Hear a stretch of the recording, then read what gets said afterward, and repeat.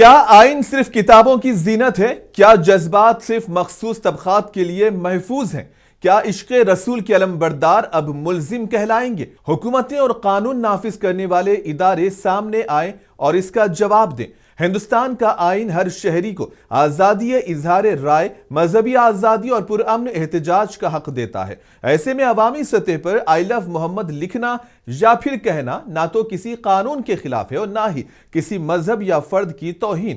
تو پھر پرامن شہریوں پر لاٹھی چارج کیوں؟ پولیس کا کام عوام کا تحفظ ہے، نہ کہ ان کی عقیدت کو کچلنا۔ تو پھر پولیس کو بریلی اور مئو میں لاٹھی چارج کا حکم کس نے دیا؟ ایسے میں سوال یہ پیدا ہوتا ہے کہ آئی لو محمد کہنے سے کس کو خطرہ ہے؟ جب ملک سیکولر ہے تو یہاں آئی لو انڈیا، آئی لو محمد، آئی لو مہادیو ہر طرح کے نعرے لگیں گے۔ تو پھر سب کو پریشانی آئی لو محمد سے ہی کیوں؟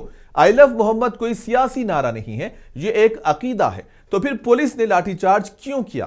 سب کا ساتھ سب کا وکاس کا نعرہ دینے والے آج کہاں ہیں؟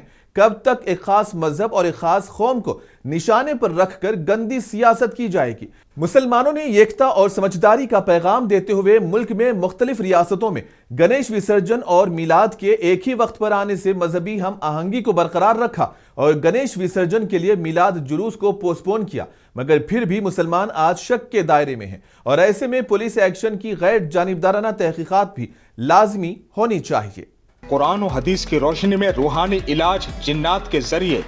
روحانی علاج جنات، جادو، نظر بد، خبیث، گھر کی بندش، کرتوت، سفلی سحر، کالا جادو، کھلایا ہوا پلایا ہوا جادو، کاروبار کی بندش، نکاح کی بندش وغیرہ کا علاج قرآن و حدیث کی روشنی میں جنات کے ذریعے کیا جاتا ہے۔